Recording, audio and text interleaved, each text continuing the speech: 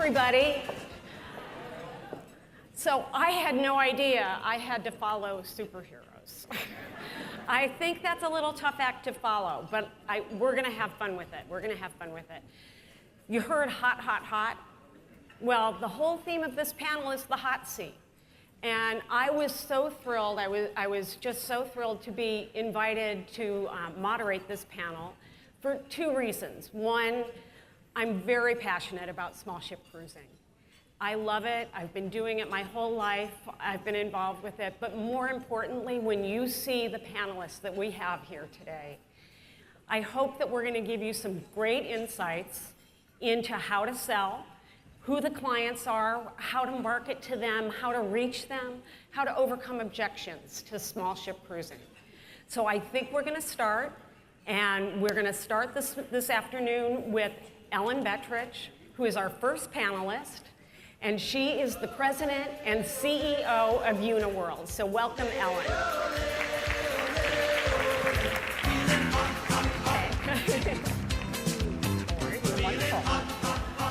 I'm in the hot seat. Ellen's in the hot seat. And Ellen, you just flew back, I think. You had a christening and you just had a new ship come out. We did. We did. The SS Joie de Vivre over in France. She's everything French.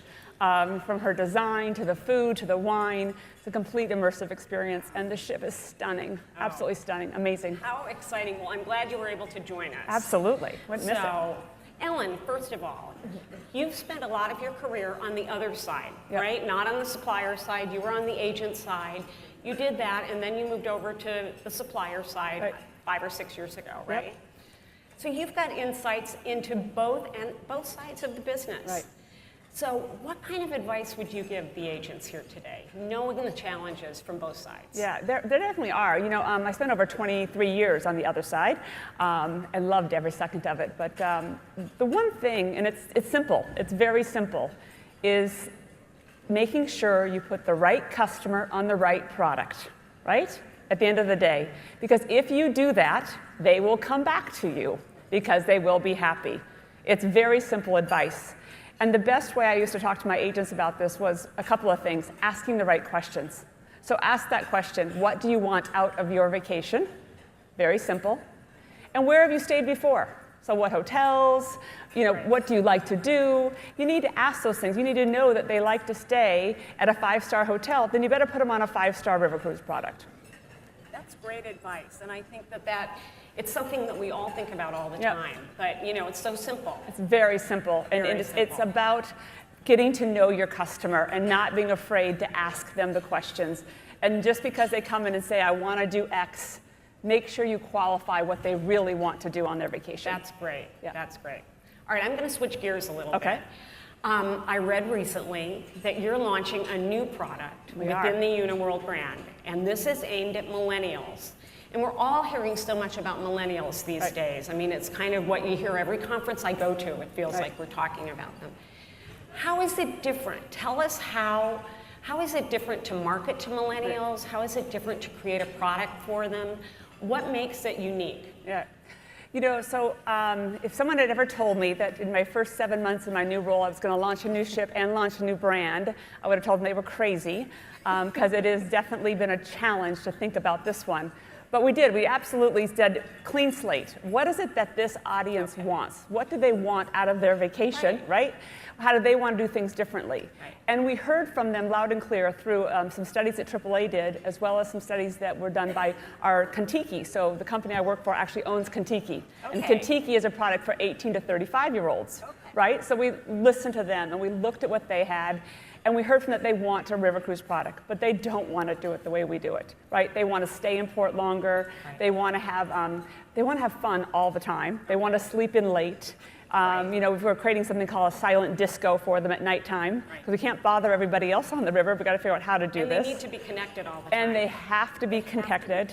The dining experience has to be the communal tables, bringing people together. They want to connect before, during, and after the cruise, right? So that they know who they're cruising with. They knew that when they're on the ship, they find out that this group of people is off the ship at this nightclub and what they're doing. They want to also be led. Yeah, they have their smartphones and they know what's going on, but they also want the local guide and the local experience. Right. So we're putting on our U-hosts who will then take them off at nighttime and take them into the cool little nightclubs and the cool spots where they might not know to go. Right? So they really bringing them into the destination. So it's about really mixing it up completely for them. Great.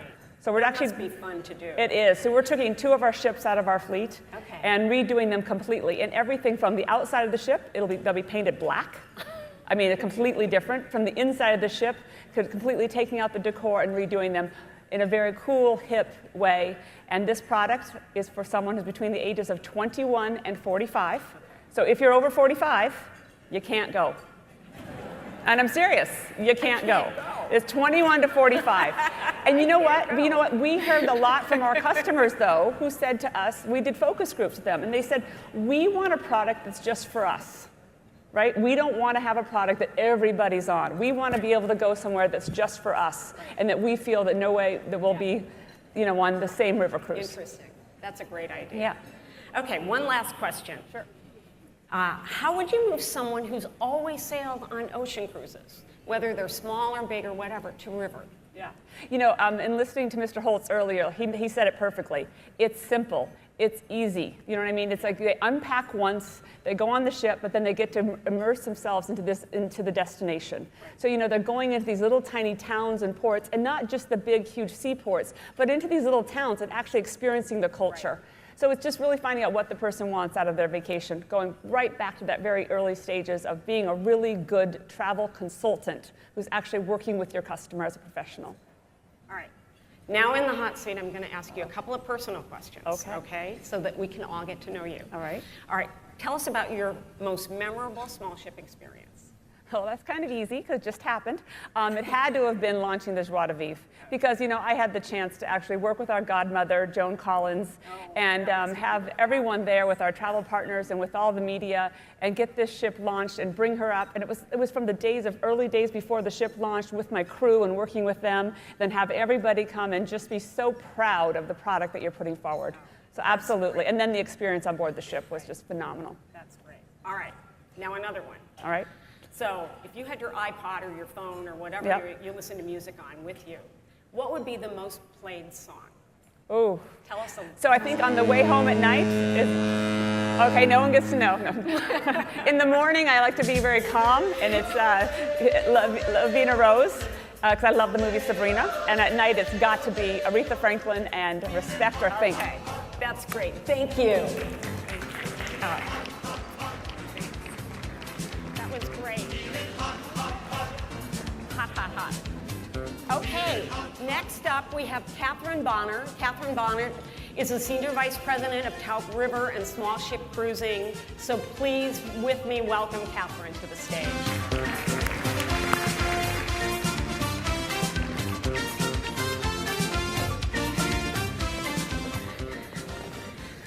So Katharine, I think everybody here knows Tauck, right? Everybody knows Tauck. They know Tauck more as a tour company, I think. You've been a tour company for many, many years, one of the most respected tour companies in the US, but have branched out into small ship cruising and river cruising over the past decade or so, and that's become an integral part of your whole portfolio. So tell us about how you manage marketing to this segment. Is it the same? Are they the same clients? Do you find your tour guests want to take the cruises, or are they completely different people? Well, thanks, Diane. And it's amazing to see everybody out there today. And hopefully a lot of you do know Tauck. We're a 92-year-old company that definitely has our roots in giving extraordinary land experiences to our guests. And yes, we found that there are destinations better served by river cruising or small ship cruising. So we introduced that style of travel. And at first, we could fill our vessels primarily by repeat travelers. But of course, as you grow, you need to bring new into the fold. And that was a main reason why, honestly, we joined CLIA about 5 years ago, because we wanted cruise agencies to get to know us, because a lot of times they would say, oh, that's a land company, and really not consider Tauck when giving people a consideration set. So I think about meetings at CLIA, I think about, cruise planners is a great example of getting to know them and getting them to really sell Tauck river and small ship cruising. Okay, that's great.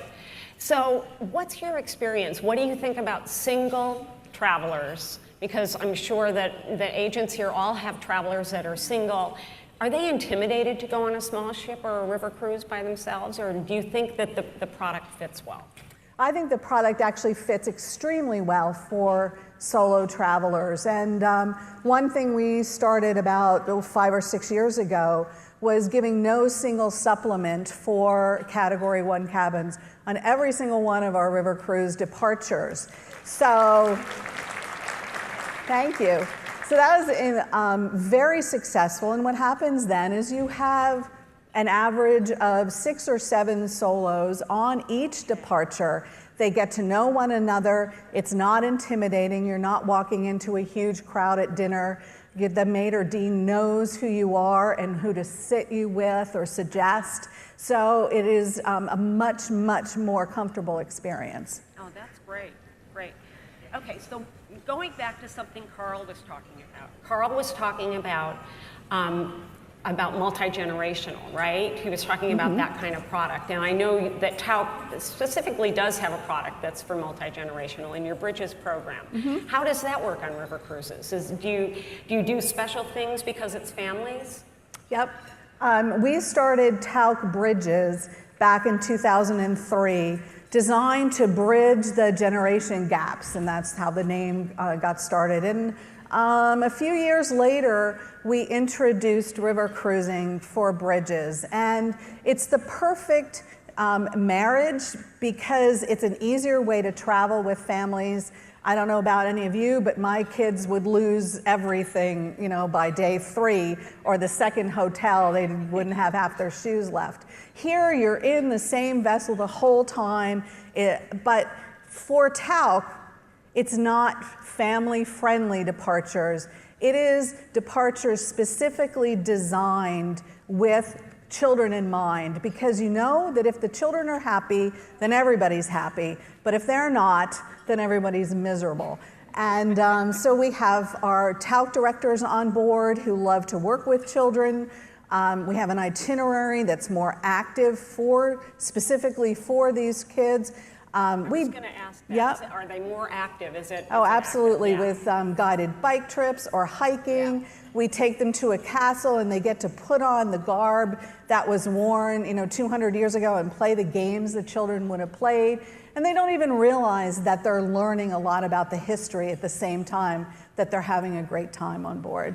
And we actually have 20 departures on River Cruise this summer that are Bridges Tauck River Cruise departures. Oh, it's interesting because I think we all deal with multi-generational more and more, and are there products out there that really lend themselves to it? And that's great to hear. Yeah. All right, now we want to get to know Katharine a little bit. A little bit about your most memorable small ship experience. And Katharine and I are going to smile a little because we've sailed together once on a small ship. And we can't talk about that. But what I would say is that it was really last year we christened the MS Grace, one of our newest river cruises, and I got to go along with 2 of my most favorite colleagues, and we christened her together as godmothers, and my husband got to be there as well, and so that was a really special time for us. That's great. All right, and the most played song on your playlist? I thought about this, and I thought, do I go safe and say something, like Vivaldi, or do I talk about Adele, because everybody really loves Adele? But if I want to really make myself happy, what I play is Shaggy's Angel, which I know is not what you thought I was going to say. Yeah. Thank you for joining us. Thanks so much.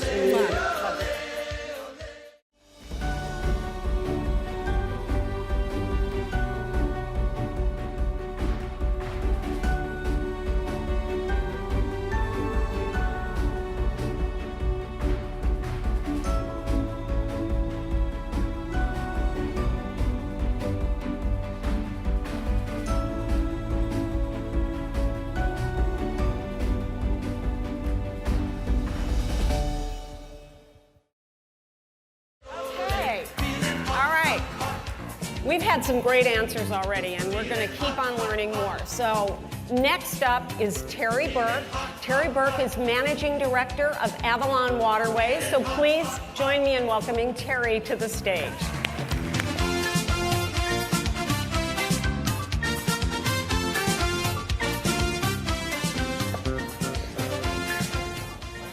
So I've known Terri a long time, and yes. Terri, you've worked in, again, a lot of different parts of this business, right? You've worked for tour companies, you've worked for large ship cruise lines, and now you're representing river. Tell us what the differences are. Tell us how you kind of integrate all that and what makes river cruising so special. Okay. Well, actually, I've worked as they have too, right? Yeah, as you've being been a on travel both agent, sides, like right? Ellen, yeah. I'm a master cruise counselor. Anybody else out there? Yay! Great. You know, you might think that it's really different. Yeah. That from a land perspective, because we're with the Globus family of brands, so I actually do see the land part of this, and then versus ocean cruise. But 84% of our guests, and it's about 80% overall in river cruising, the guests come from ocean cruising. Okay. It's that's amazing. And then 76% of our guests come from tours. So you already have the database out there. You've got all of that information available to you to go in and tap into that river cruise. So I would be remiss if I didn't state the obvious. The difference between ocean cruising and river cruising is size. I mean, when you have ships that go from 36 passengers to 166 passengers, and only 3 different types of cabins, that's wonderful to not have to memorize so many different categories. So I think it's a little bit easier from a sales standpoint to understand those cabins. And then I heard the word immersive coming up a lot, and that truly is what river cruising is about. It's about getting to those little destinations that you couldn't necessarily get to ocean cruising or in land. And an example of that is on the Irrawaddy, which is in Myanmar, formerly known as Burma. And we will sail north of Mandalay, and we go where no other river cruise goes. We go where no tours are going. It's really, you're untouched from a tourist standpoint. So river cruising can bring you that destination. And then the inclusions, whether it be the beer and wine for lunch and dinner, or the free Wi-Fi, or the bicycles on board. I mean, there's so many different things that are included in river cruising. And what is that to you? That's money, because you're compensated on that total cruise price. So that is a big, big commission check for you. All right. This is the hot seat, so I'm going to ask a little. One of the things I've heard as an objection to river cruising is the whole dining aspect, that there are not small tables for 2 or 4, so you're always having, so if you go as a couple, for instance, you have to be seated with other people all the time. You can't have your table for 2, and there's no room service. Are these things true? And if so, how do you overcome that objection? How would you sell, say, to a honeymoon couple, how would you sell them a river cruise? Okay, so I just literally flew in from Europe, from one of our river cruises, and there were 2 honeymoon couples on board.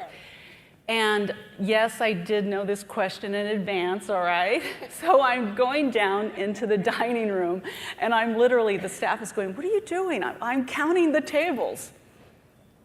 17 2-tops. Really? 19 4-tops, and 3 6-tops. And so you can combine them.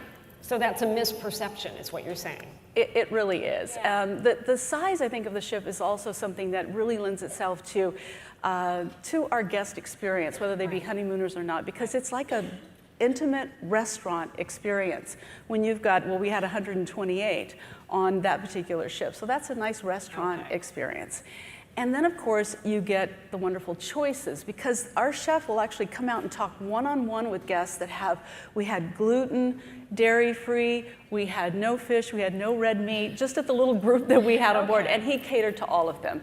And so I think it's about the choices. It's what you want, when you want it, where you want it. We have 4 different dining venues, and then 11 different places, if you wanted to, that you could eat during the day.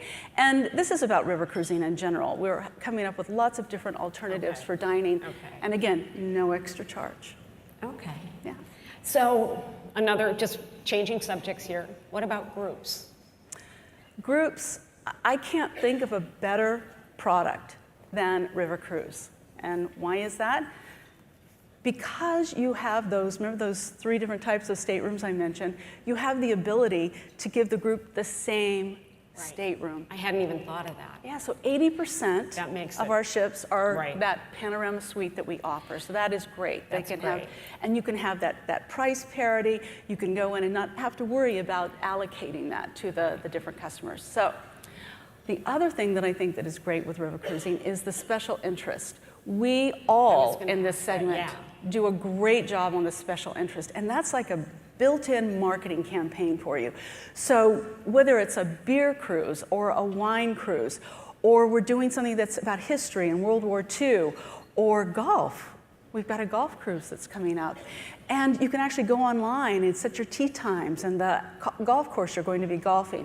Festive cruises, the Christmas markets are huge, really huge. And on that note, what type of groups would you go for? Well, for the Christmas market, the festive cruises, we see lots of the multi-generational. Yeah. It actually skews younger. So we've tripled our festive cruises because we feel that that's something that has had a high demand, definitely this year. Teachers. Really? Lots of teachers want to go and do these. Oh, no! Okay. Favorite song? Favorite song, Lady in Red. It's the first song I danced to with my husband. And most memorable cruise experience? On the Nile, I cruised with Madonna. That is a true story. Okay, not that Madonna. True story. That's it. That's great. Thanks. Thank you.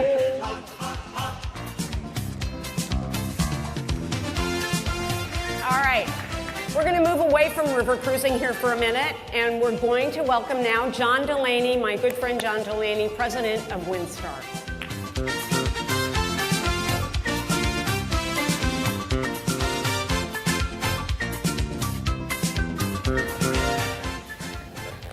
So John and I live in the same hometown, right, in Seattle. We never see each other at home. No, only in Florida at but we're meetings so like happy this. to be here because the sun is shining and it's not raining. Yes. I will tell you, the sun has not been shining and it has been raining. I think our rainiest winter, I think. It was the rainiest yeah, winter it's quite, ever. yes. Yeah. Good to be in Florida. I know. So it's great to have you here. Thank you, Diane. very much for coming. Thank you. So John, you've been selling small luxury cruises for a long time. What can you tell us, what can you tell the group here about the qualities of an agent who really is successful at selling? It's a great question. I think the key differences are these are agents who understand what small ship cruising brings to the table for their travelers. I was having dinner last night with an executive at a big travel selling company, and we were talking about our mutual love of Provence, an amazing part of France and just a beautiful part of the world. And the little port of Saint-Ré-sur-Mer came up. It's just a little jewel that you just literally could never go to on a larger ship. And our Windstar ships are actually the largest ships that can sail in. And it's a really good example of what we bring to the table. These are travel agents who have taken the time to go in and learn about small ship cruising. Almost every one of the cruise lines on this panel today have excellent onboard online training that's available, and they've gone through that. These are the agents that Charlie mentioned that are that 93% of the agents who are selling cruises at $500 per day per person. So they understand that while we may represent a very small percentage of the total capacity in the industry, we have a very high booking value and we're very much worth selling. So if an agent really has only been selling the larger ships, which is great because there's so many of them and it's a wonderful product, how would you get them to move their book of business to small ship cruising? I think there's several ways that work well. I mean, most agents do some type of marketing. So clearly traditional marketing, helping them to get to know the different brands that are out there, brand awareness, tapping into the resources that almost every one of the cruise lines on this panel make available to travel sellers. Social media is super powerful. I mean, we do some wonderful events, like our evening in Ephesus or shopping with the chef, or we do a really wonderful job with our water sports, being able to water ski around a tropical atoll in Tahiti, which you of course know well. So sharing the experiences, bringing that small ship difference to life with their clients. And then I'm still a big believer in good old cruise nights. If you can bring good brand advocates together with brand prospects and let them talk and share their experiences, I think it's very powerful. Well, that was I was going to ask. I mean, the marketing has to be kind of different than, you know, you don't have budgets to do television. You don't have budgets to do a lot of consumer advertising. Do you do a lot of your marketing then, or do you suggest with the travel agent, you know, tapping into their resources we as are well? big fans of that. I think working together, because it's a different type of agent. It's an agent that has a lot of trust from their consumer, their clients, and what have you. So working together with them directly on creating the messaging and the storytelling is very powerful. And you mentioned cruise nights. Yes. You know, I mean, I go back a long way in this business, and I remember when cruise nights were first starting, you know, we did wine and cheese and did cruise nights. Do you think they're still effective? They are. They still work, Diane. And when you're talking about, you know, at Windstar, our average booking is almost $8,000. So a small investment in a cruise night where you really you're not talking about trying to fill ships with thousands of people. It's a small, loyal, very affluent group of sellers, and getting them together with people who've sailed is still very powerful. And being able to tell that story directly to them, right? To talk about that experience. All right, so speaking of experiences, what is your most memorable small ship experience? You know, I was just so fortunate a couple months ago to do my very first President's Cruise with Windstar, and it was a wonderful Panama Canal and Costa Rica cruise, and it was special for a couple reasons. One, the Panama Canal has been on my bucket list for years, and I really wanted to see it. And it hadn't even occurred to me that when you go through the Panama Canal on a small ship, I was on the Star Pride, you are in the canal. When you are in the first lock, you can't see the top. You know, you get that whole experience of the canal, and then the beautiful lake, of course, and what have you.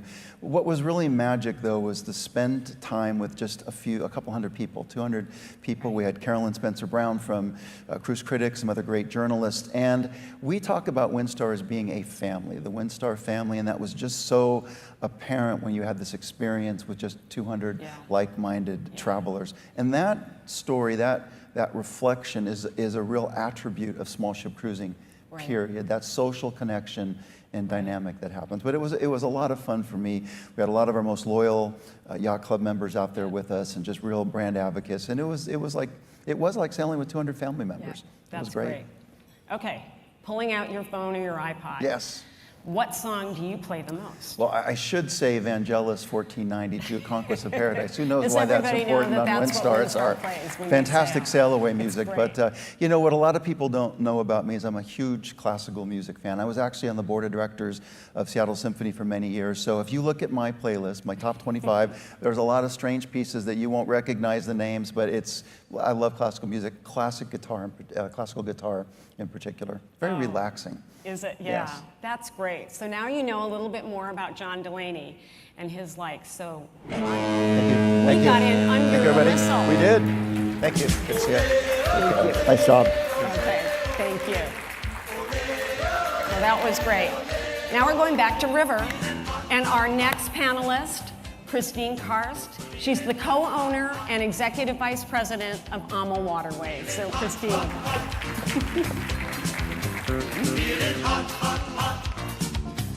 Okay. All right.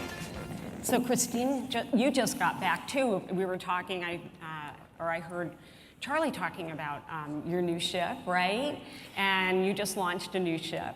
The new Ama Christina, absolutely, on April the 1st. And that's so great. And you're going back next month for the christening to be godmother. Oh, finally, I have my own ship, right? I know, your own ship named after you. Isn't that great? Oh, no, I'm very proud. That is wonderful. So the CLIA statistics show that river cruising is really the fastest growing segment of the market. And you know, we heard about Ellen's new ship. Everybody's got new ships. Are you worried about it being oversaturated? Are there too many ships? Tell me what you think. So, actually, not at all. When we look back when the Main-Danube Canal was built, 1993, the canal was built actually for freight shipping. And today I can say that there are at least 5 times more barges on the rivers than river cruise ships. Oh, really? So, and especially when you look into a summer vacation, the roads are pretty much congested, but a river cruise is a perfect vacation for guests of any age. So the rivers are not congested at all. I can also say that I grew up on the Elbe River in Germany. Okay. And did day boat trips all the time when I was little, and later tried to explore the world. I always came back to the river, and that's how we founded AmaWaterways 15 years ago, because it's the most magical way to explore the most beautiful cities and waterways, not just in Europe, but as Terri mentioned, in Asia, in Africa, all over the world. And that's teamed up with a beautiful small river cruise ship, pretty much all-inclusive. Okay. So many activities will actually fuel the growth So of you're river going to cruising. keep growing, in other words. We're going to see this industry, this segment of the market continue to grow. Look, these new markets coming in. Carl, thank you. I mean, Disney, that's the Yeah. revolution of Adventures by Disney, of river cruising. Yeah. The new family market is pushing in. Right. And we had, in the beginning, the last 15 years, I would say, was the more exponential growth, the new product that came in, which sometimes we barely could satisfy the demand. Right. But now it's a more mature growth that is coming in, Okay. where it's important that we river cruise lines differentiate ourselves, offer you everything what you need for your clients, because you, our sales force, you will tell your clients what's all on the market and match up the right product with the right client. And this, of course, helps to grow the river cruise market. And we actually owe you a lot of innovation. We are building new ships, better ships, even more luxurious. And listen, as Kristin Duffy said yesterday, listen to you to see what comes next, what we can deliver to you. Okay. Well, you know, I was fortunate enough to take my very first river cruise a year ago, a little over a year ago. I loved it. I've been selling ocean cruises my whole career, and I fell in love with river cruising. I am taking another one this year.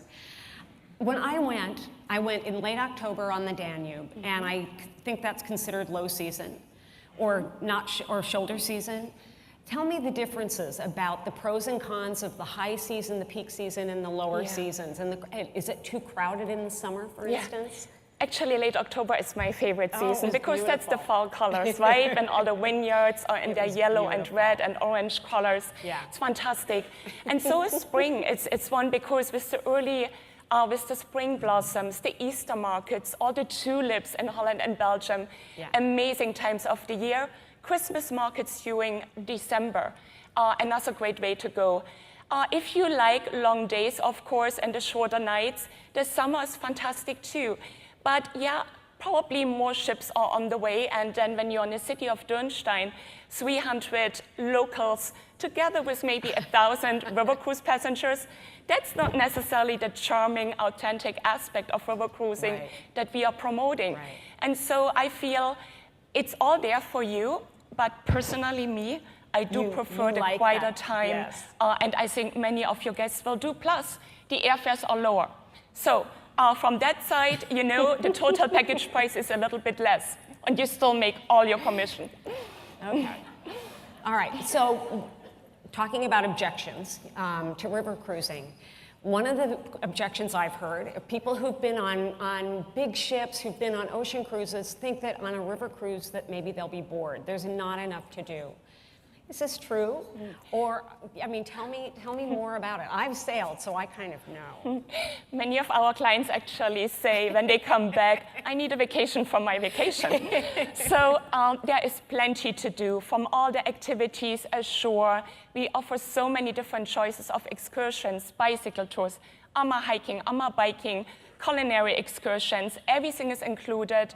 To also all the happenings on board. Sun deck, the beautiful swimming pool, chess games, the lectures on board that we provide, the fantastic cuisine, wine tastings, wine lectures when it comes to our more than 50 wine cruises. There is plenty to do, and all in a small, beautiful environment. And when families are coming, the whole educational aspect actually comes even more to life. So, yeah. All right, so plenty to do on a river cruise. Yes, plenty. That's great. All right, your two personal questions now. Your most memorable small ship cruise experience?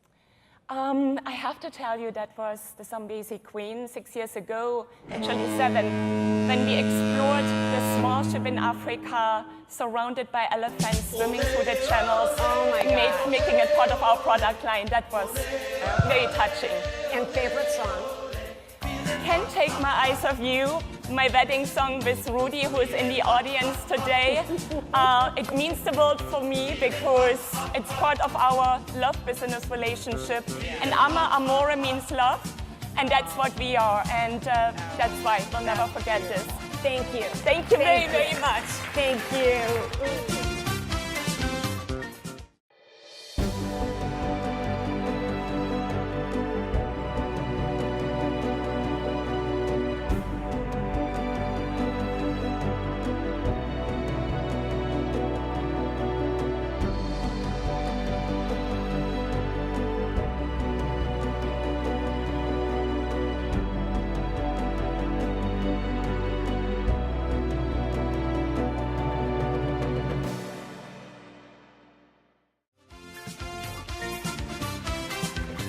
All right, so now we're going to move back to ocean cruising, small luxury ocean cruising, and I'm pleased to now bring on stage Joe Leone. He's the Vice President of Field Sales for Silver Sea. Me mind's on fire, me soul on fire, feeling hot, hot, hot. So Joe, you've had an exciting week or so, right? We have. It's the month of April has been very exciting for us. We started with a shakedown cruise on our beautiful Silver Muse, which we're all very proud and happy to have launched at the beginning of the year, of the month. Many of our agent partners here today were on the shakedown cruise, and we've received wonderful reviews. And the christening was actually this week, so we're so extremely proud and excited. You weren't there. You had to be here. I had instead. a family emergency that I had to stay behind, so I'm very jealous of my team who did get to go, but had great, Well, had a great congratulations. time. Thank you, That's thank you. great. We're very That's excited. great. We all know that Silver Sea, one of the, for so many years, leader in small luxury cruising, right? Been around for a long time, wonderful reputation. And you've branched off into expedition cruising. You've got Silver Sea Expeditions now. So just let's talk about a little bit, how are they differentiated? Do you market them differently? Are they the same clients? Do you find that they're the same clients? Yeah, both, actually. The answer is both. Okay. So we were asked by our customers to look into expedition cruising. Okay. At the time, there was no other luxury supplier in that space. And so we really considered going into the expedition cruising to cater to the needs of our passengers. The last thing we wanted them to do was to go to another brand to fulfill those bucket list destinations. And as a result, we found ourselves now with two very distinct client and agent base, right? We've got our wonderful traditional Silver Sea loyal customers who continue to work with these partners who've supported us for so many years, but also a second group of agent and customers now almost exclusively focused on sailing and selling expedition and adventure travel. And I think, you know, the best part about that second group is that they would never have considered a cruise. But when they return from one of our expedition voyages, they'll actually consider taking one of our classic voyages as well, as we see in their comment card. So that's really encouraging. And So the first-time cruiser is on expedition with you, and then they move over to your other it seems ships. to be that way, yeah. That's so interesting. All right, so what do you hear? You've been selling small ship for a long time. What do you hear as common objections to small ship cruising? And how would you help our agents here overcome those objections? Yeah. I'd say the top two would be, how well does the ship hold up at sea, right? As small ships move, am I going to get sick? You know, sometimes we have to remind customers that the ship is moving, but so is the ocean. And I think that we've all had questionable experiences, even on mega ships. So it depends on the weather in that particular case. And the second one, without question, is fear of not having enough to do. Right. And in reality, our ships aren't that small. We just carry fewer people. And we do feature many of the wonderful public spaces and areas that they enjoy so much on the other ships. We offer many of the same types of activities. Right, okay. And we found that once these passengers come on board and they start to experience this personal service, these wonderful dining venues that they have, and not waiting in line definitely sticks out the most. They're more often to stick with small ship cruising than go back to the larger ships. Okay, all right. So Ellen and I talked a little bit ago about millennials, right? So for how many years? We've all been talking about baby boomers, and now all of a sudden it shifted. We've skipped a whole generation in there somewhere, and now we're talking about millennials. Yeah. what's your feeling about Millennials? Do you think that they're cruising on small ships? Well, do you think that you have to market to them differently, or it's interesting that Uniworld is doing a whole product just for them? yeah, I could tell you, we are very much still focused on the baby boomers. Okay. Baby boomers. Baby boomers travel often, Right. And when they do, they tend not to compromise on their lifestyle. Right. They're now collecting experiences and memories more so than stuff. And so it's definitely our biggest focus. And for our agent partners, most of them have cruised before. And so all you have to do is really speak to them about the experience of being one of few instead of one in many. Right. And what comes along with that, whether it be the personalized service or access to maybe smaller ports, shorter lines. Okay.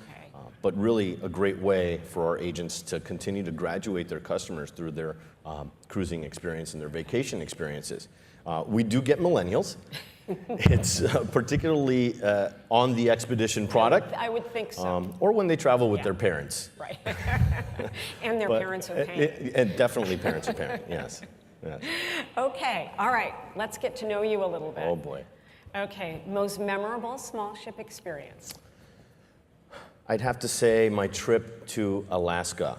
Took a family vacation to Alaska, not just my wife and my 2 kids, but I was lucky enough to bring along my parents and my in-laws as well. Oh, that's great. So it was, not just special in the sense of the service and the food and the intimacy of the ship, but what really made it special was there was no cool arcade for my kid to go and hide in, or basketball court to Yeah. keep them.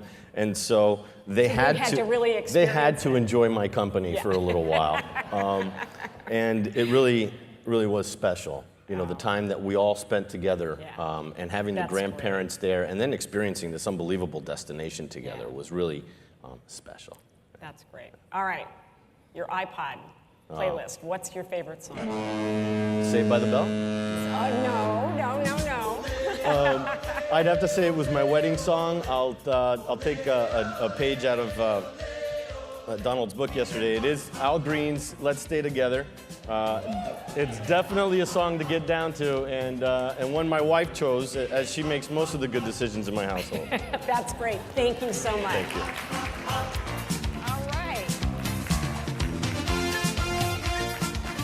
All right, we have one more panelist here, and we are now going to welcome Navin Sawhney, CEO of PONANT.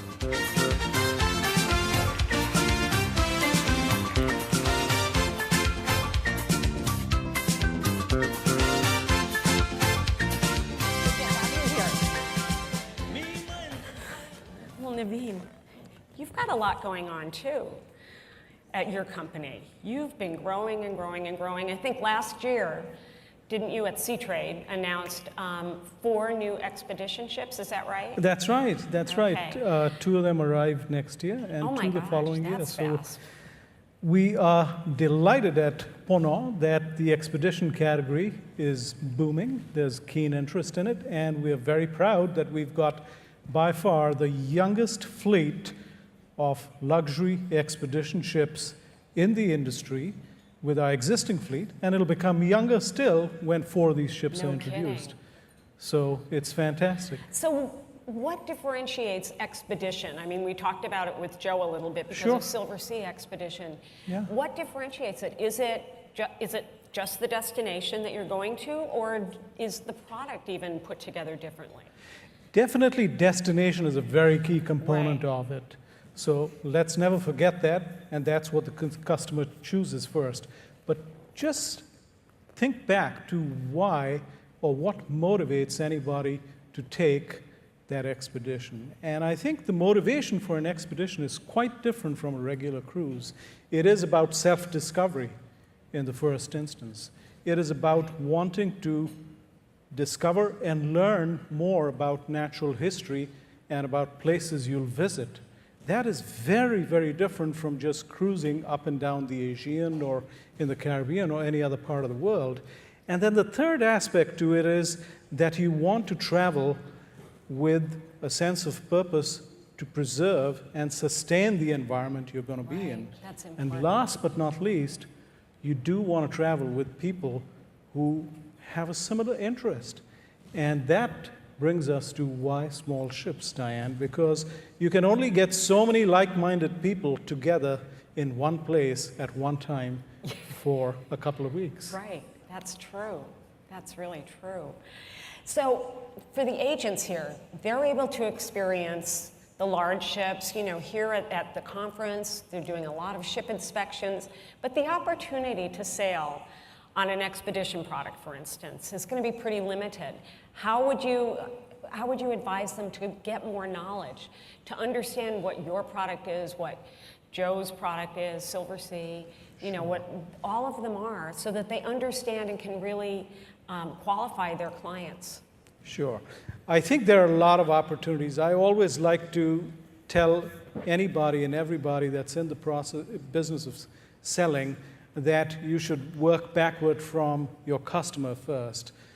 And don't ever be afraid to take that leap, because you will, in the end, succeed if you take that leap, and don't be worried about having never experienced an expedition. And I recently remarked that, you know, when you go in for any kind of acute surgery, like brain surgery, the brain surgeon hasn't had brain surgery himself, and yet they're able to perform. So can you. You can provide that life-changing experience to people. And the way you can provide that is by taking advantage of webinars, taking advantage of videos, and in this day and age, they're so simple for you to come by and to use in your presentations with clients so they can imagine themselves in that experience of an expedition. And I think that's probably a very important aspect to how you work back from the customer and then demonstrate why this is the right match for them. Okay. So who is the customer? I mean, can you describe who the customer is and what the characteristics are? And for the agents, you know, looking at their database, how would they find the right clients maybe to approach about offering a cruise on expedition? Absolutely. I think the first thing to look at is, yes, demographics and databases are all wonderful. You should keep in mind that the vast majority of people on an expedition have cruised previously. Yes, there are bucket list hunters and so on and so forth, but more importantly, there are people that have a heightened consciousness about traveling differently and traveling for a higher meaning. And one of the things to think about is when you go grocery shopping, you no longer use those plastic bags. You carry a cloth bag. You want the environment to be sustained. It is more about the mindset of why your guest wants to travel than it is simply about their age or their wealth and so on and so forth. So work back towards that. And another encouraging factor is that nearly 40% of the people on an expedition are new to cruising. It's a great way for you to introduce them to something that's absolutely incredible. That's really interesting. I had no idea. Yes, I had no of course. idea. That's great. All right, a little bit about you now, Navin. Sure. I've known you a long time. What is your most memorable small ship cruise experience? You did say a long time, and we both have long memory banks to dive into. I think the most recent was rising early in the morning at the crack of dawn on the L'Irial last summer and sailing through the Corinth Canal. Small ship, you can almost touch the sides as you go through that incredible passage. And I think a second one, diving deeper back in time, was with a whole host of our travel advisors on Jost van Dyke, kneeling down over a concrete bar and gorging oneself in caviar. All right, song. I grew up in the 60s. It's Here Comes the Sun. It's a new dawn, and winter is over. So go enjoy and book those people. Thank you. Thank you.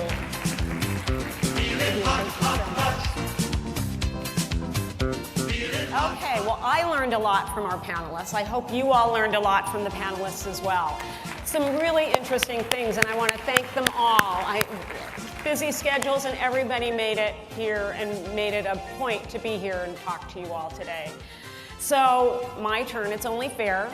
I've got to give you my most memorable cruise experience and my favorite song. So I have to say, I thought long and hard about this since I was asking everybody to talk about it, and I've been in this industry a long time, but my most memorable, the most touching, 7 years ago when I joined Paul Gauguin Cruises, I had the opportunity to sail for the first time in Tahiti with my husband. And we do this most beautiful ceremony in Bora Bora, overlooking Mount Otumanu. And it's a traditional Tahitian blessing. And it's generally for people who are on their honeymoon or celebrating an anniversary, and they ask my husband and I to join them. And they wrap you in a traditional Tahitian quilt, which is supposed to be for fertility. Believe me, with me it was not for fertility. And say the prayer, the blessing, in Tahitian, in French, and in English. And I'm not kidding you, it brings tears to your eyes. It's the most beautiful experience. So that would be my most memorable. And song is Beautiful by Carole King. It's very inspirational, and I was fortunate I got to see the play last summer in New York, and it's always inspired me when I've needed it. So that's a little bit about me. Enjoy your afternoon, and I will see you all at the trade show later. Thank you very, very much.